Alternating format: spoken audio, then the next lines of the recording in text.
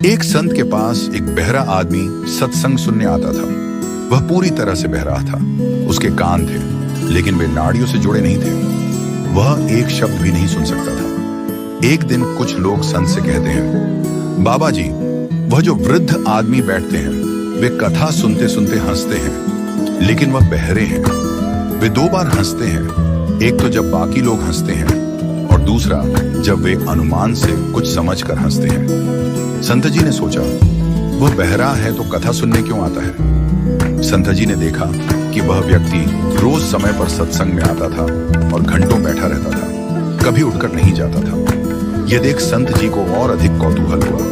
उन्होंने सोचा, अगर वह बहरा है तो कथा क्यों सुनता है? यदि वह कथा नहीं सुन सकता तो उसे रस नहीं आएगा और फिर वह यहाँ क्यों बैठेगा?